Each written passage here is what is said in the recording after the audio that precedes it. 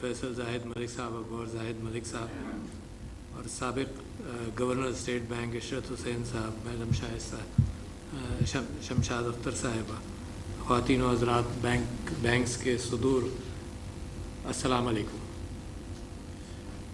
मैं टेक्निकल बात तो आपसे कर नहीं सकूँगा, मगर मुझे बड़ा शौक़ था हमेशा से कि इस्लामिक बैंकिंग को समझ सकूँ और देख सकूँ। इस सिलसिले में मैंने कुछ कोर्सेज़ भी किए थे चंद दिनों के, ताकि वो अंदाज़ा हो कि क्या, क्योंकि मेरे जहन में ये बात हमेशा रहती थी कि पैसे की एक टाइम वैल्यू है, और जब वो टाइम वैल्यू है तो जो पैसा देने वाला है उसकी सिक्योरिटी के क्या नए तरीक़े निकल सकते हैं, और जो पैसा लेने वाला है उसको भी ये सुकून हो कि इसमें उसके लिए कोई एक्सप्लॉयटेटिव कैफियत नहीं है।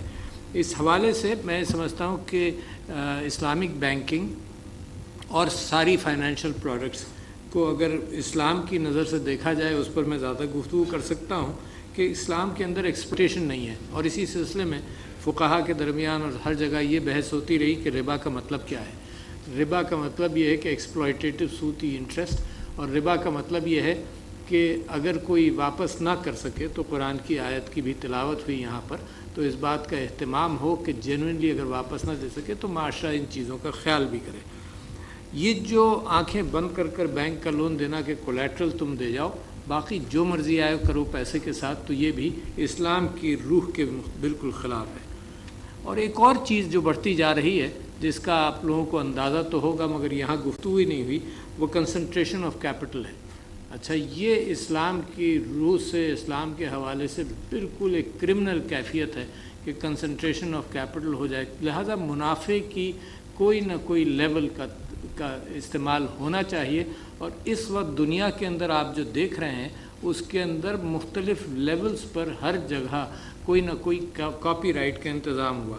मिसाल के तौर पर कॉपीराइट नॉलेज के अंदर, इल्म के अंदर कॉपीराइट हो गया, जो आज से 200 साल पहले तो बिल्कुल नहीं था। जो इल्म होता था वो आम अमानत होती थी, और इस लिहाजा वो फैलता एक मुसावाती कैफियत के साथ था।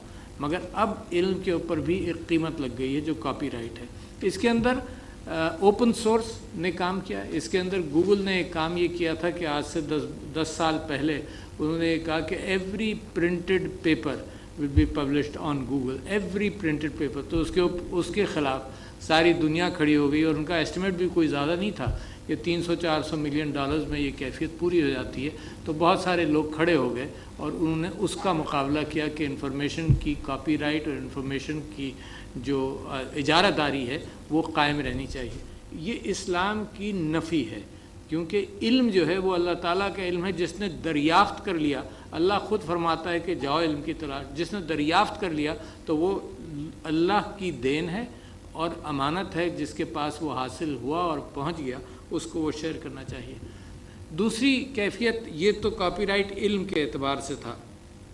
दूसरे कॉपीराइट्स आपने देखे जो एक्सप्लॉयटेटिव हैं, जिसके अंदर फार्मास्यूटिकल इंडस्ट्री भी आ जाती है और बहुत सारी इंडस्ट्रीज़ आती हैं, तो ये भी तकलीफ़ देती है इंसानियत को। लिहाजा मुख्तलिफ़ मौक़ों पर आपको इसके ख़िलाफ़ गुफ्तगू नज़र आती है, जिसके अंदर इसको भी मुस्तक़बिल में कोई अक़दार की बुनियाद पर, कोई मोरालिटी की बुनियाद पर अगर दुनिया की कौमें किसी मंजिल की तरफ पहुँचेंगी तो इस चैलेंज को भी देखा जाएगा। तीसरे, मैं ये समझता हूँ कि जो मोनोपोलीज़ बनती जा रही हैं और बन रही हैं, और ख़ास तौर पर आईटी के अंदर बनती जा रही हैं, और आपने देखा होगा फॉर्च्यून 500 कंपनीज़ के अंदर भी पहले ऑयल एंड गैस या नेचुरल रिसोर्स एक बड़ी चीज़ थी, और फॉर्च्यून 500 में टॉप 10 के अंदर बैंकिंग होती थी और ये सारी चीज़ें होती थी। अब आईटी सेक्टर और जहानत और इंटेलेक्ट ने इन चीज़ों को टेक ओवर कर लिया, जहानत और इंटेलेक्ट। लिहाजा मुस्तक़बिल के 100 साल अगर इंसानियत बाकी रही तो मुस्तक़बिल के 100 साल के अंदर यही चीज़ एक कमोडिटी है सबसे बड़ी, जहानत। और जहानत जिस तरह से इंसान को अब पहचानेगी, लिहाजा डेटा की जो एनालिसिस करेगी, ये बैंकिंग सेक्टर के अंदर भी एक्सप्लॉइट हो रहा है बड़े अच्छे अंदाज से। और कहा यह जा रहा है कि ब्रिक एंड मॉर्टर जो बैंक है, इसका ज़माना अब ख़त्म होगा। जैसे ब्रिक एंड मॉर्टर तालीम का ज़माना ख़त्म होगा, क्योंकि तालीम इस वक्त क्लाउड के अंदर और इल्म मौजूद है। وہ کیفیت نہیں ہے کہ پہلی کلاس میں بچے کو داخل کیا اور 10ویں کلاس میں پروڈکٹ لے لی. اسی طرح سے بینکنگ کے اندر بینکنگ اچھی خاصی چیلنج ہو چکی ہے کہ صرف ایک لنک اسٹیبلش ہونا ہے میرے بزنس کے ساتھ جو کہ انٹرنیٹ کی بنیاد پر ہو سکتا ہے. بینک کو میرے کتابوں کو دیکھنے کا موقع مل جائے تو مجھے ملاقات کرنے کی ضرورت نہیں پڑے گی. There would be tools available. There are tools available today جس کے اندر میری کتابوں کا انالیسس کر کے سیکنڈز کے اندر یہ بات طے ہو سکتی ہے کہ میں جو لون مانگ رہا ہوں وہ میں ڈیزرو کرتا ہوں یا نہیں کرتا ہوں. تو لہٰذا there is a serious challenge which is coming our way. وہ ڈیجیٹل کیفیت جو پیدا ہوتی جا رہی.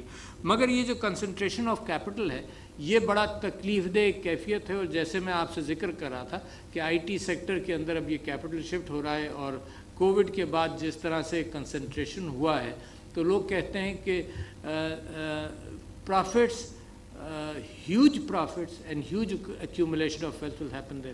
آپ لوگ تو بینکرز ہیں, میں تو ہوں بھی نہیں, مگر تھامس پکیٹی نے اس بات کو ریز کیا تھا. کیپٹل ان دا 21st سینچری اس کی 2013 کے اندر کتاب تھی. پھر اس نے 2020 کے اندر کیپٹل اینڈ آئیڈیالوجی لکھی. اس کے اندر اس نے کچھ گرافس بھی رکھے جس سے اندازہ یہ ہوتا ہے کہ بہت سارے ممالک, مجھے تعجب یہ ہوا کہ جو ڈسکریپنسی غریب اور امیر کے درمیان جو ڈسکریپنسی مثال کے طور پر ہندوستان میں 2014 سے 18 تک ہوئی ہے وہ شاید دنیا کے بہت کم ممالک میں ہوئی ہے. اچھا, اس کا تعلق پھر نیشنل پالیسیز کے ساتھ ہے. نیشنل پالیسی یہ ہوتی ہے کہ جو ویلتھ ہے وہ جلد از جلد معاشرے کے اندر وہ استعمال کی جائے. بینکنگ انڈسٹری تو چلی, سب سے پہلے وینس کے اندر یہ کام ہونے لگا کہ جو سلیپنگ کیپٹل ہے اور جو تاجر باہر جا رہا ہے کام کرنے کے لیے اس کا کوئی ریشو اسٹیبلش ہو. تو اس زمانے میں 30 to 70% ریشو اسٹیبلش ہوا کہ سلیپنگ کیپٹل یہ بہت بڑی اوپننگ آئی کہ لوگوں کے پاس جو ذخیرہ تھا جائیداد کا اور پراپرٹی کا اور پیسے کا اس کو وہ شیئر کر سکیں. تو لہٰذا کیپٹل بلاک نہیں ہوا.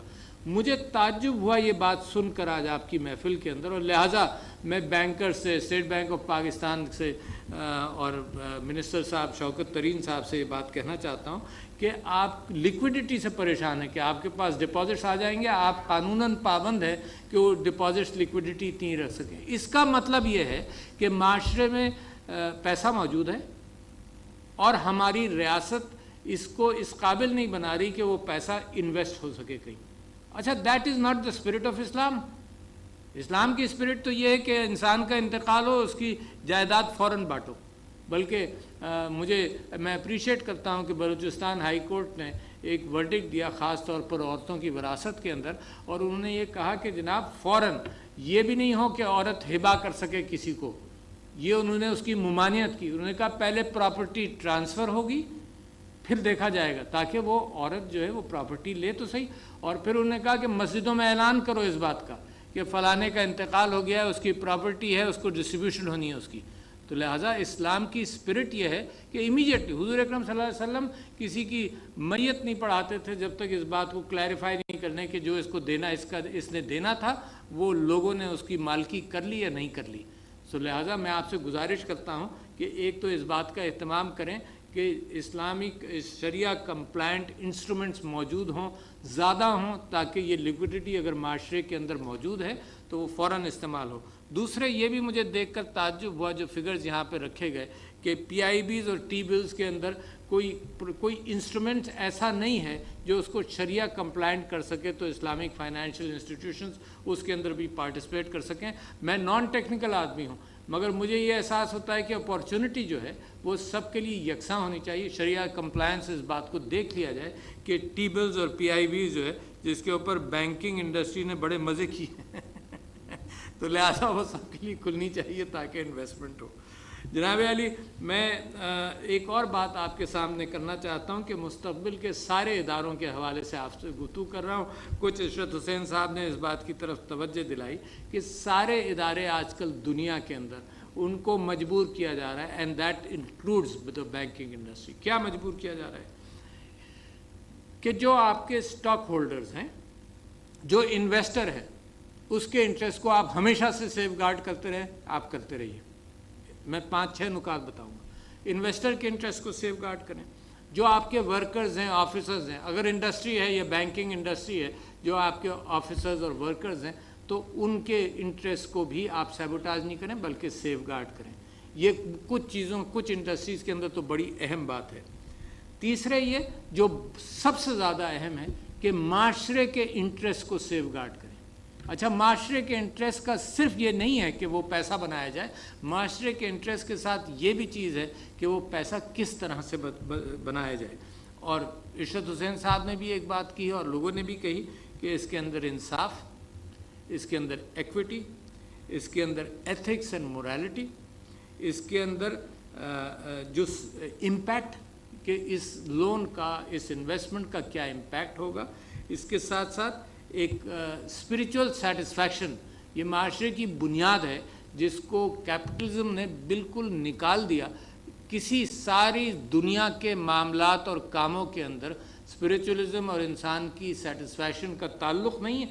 صرف کیپٹلزم نے ایک چیز کو پروموٹ کیا، وہ ہے گریڈ، ندیدہ پن، جمع کرنا ہے، اور معاشرہ چاہے جہاں جائے یہ ویلتھ ایکیومولیشن. تو اس کو ایک اچھا اسلامی معاشرہ اس ایکیومولیشن کو فائٹ کرتا ہے اور اسپریچول سیٹسفیکشن دیتا ہے، وہ اطمینان دیتا ہے، وہ کنٹینٹمنٹ دیتا ہے کہ جو حاصل ہے اس پہ اطمینان کے ساتھ رہو. خوشیاں، لوگوں کی ہمدردی، لوگوں کی مشکلات، یہ وہ سیٹسفیکشن ہے جو اسلامی معاشرہ دیتا ہے. اور چوتھے یہ کہ ہیومن ریسورسز. اچھا، ہیومن ریسورسز یہ معاشرے کی ذمہ داری جو میں بتا رہا تھا. چوتھی چیز ماحول کے اعتبار سے جو انڈسٹری ہو، بینکنگ انڈسٹری ہو، ماحول کے اعتبار سے اس کو کانشیس رہنا چاہیے.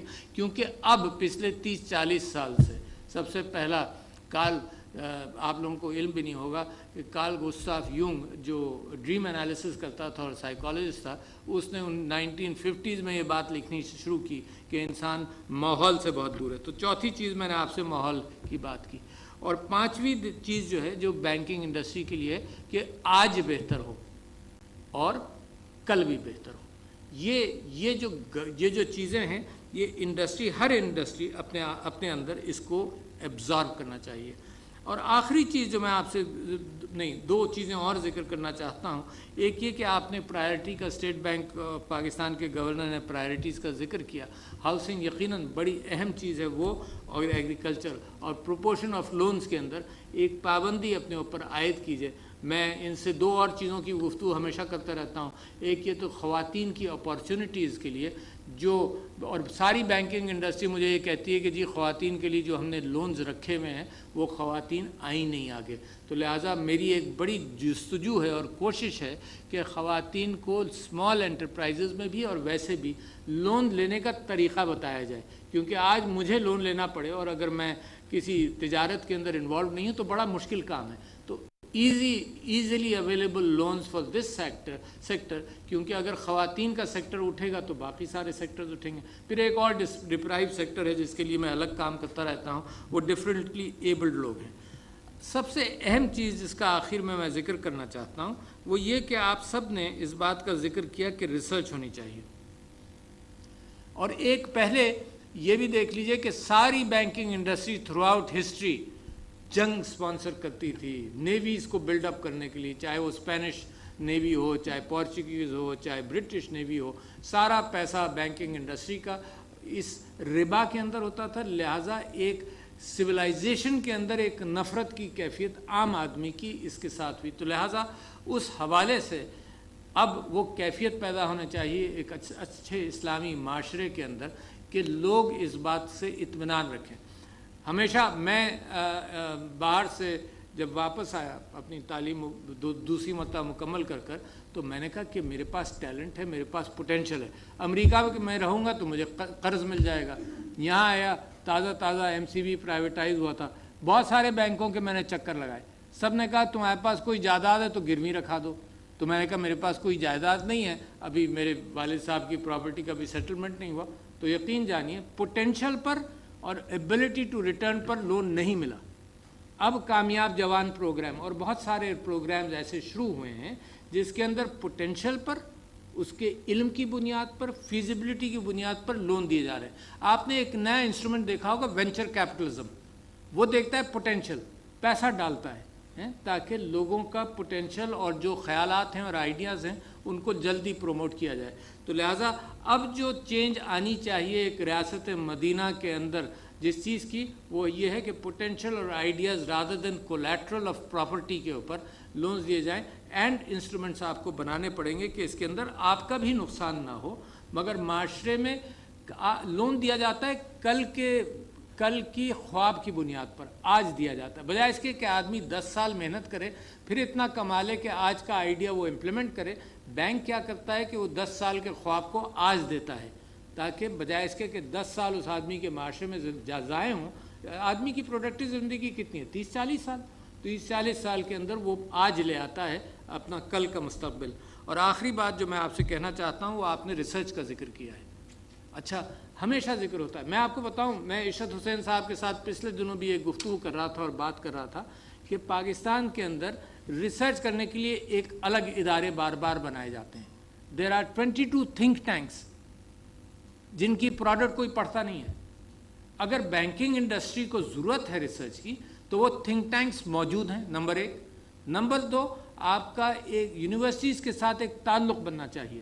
یونیورسٹیز میں آلریڈی ریسرچ ہو رہی ہے جو بینکنگ سائٹ پر یا کامرس کے اسٹوڈنٹس ہیں ان کے ساتھ آپ ریسرچ کو اسپانسر کریں. انسٹیٹیوشنز کے ساتھ مل کر اپنے ٹاپکس دیں اپنا ڈائریکشن دیں. مینٹورشپ کریں لوگوں کی بچوں کی مینٹورشپ کریں تاکہ وہ ایک کمبینیشن بنے کہ جس ریسرچ کی ضرورت ہے وہ پروڈکٹ آپ کو ملے. اور ایگزسٹنگ انسٹیٹیوشنز میں آپ کو یقین دلاتا ہوں بہت ہیں. کیونکہ میں وائس چانسلر بھی ہوں یا پیٹرن ہوں 30-35 یونیورسٹیز کا اور مجھے سب سے بڑا فقدان یہ نظر آتا ہے کہ یونیورسٹیز کا مارکیٹ کے ساتھ تعلق کم ہے. لہٰذا میں آپ سے گزارش کرتا ہوں کہ آپ پیٹرنائز کریں تعلق پیدا کریں. آپ کا بزنس ایڈمنسٹریشن سکولز کے ساتھ تو ہے مگر بہت ساری یونیورسٹیز ہیں جن کے اندر یہ کورسز ہیں and you can promote and mentor people there. تو ڈبل سائیڈڈ کام ہو جائے گا. آپ کو ریسرچ ملے گی آپ کے اعتبار سے اچھی تھنکنگ ہوگی وہاں پر ایک پروڈکٹیوٹی وہاں سے نکلنی شروع ہوگی اور وہ ایجوکیشنل پروگرامز بھی کامیاب ہوں گے.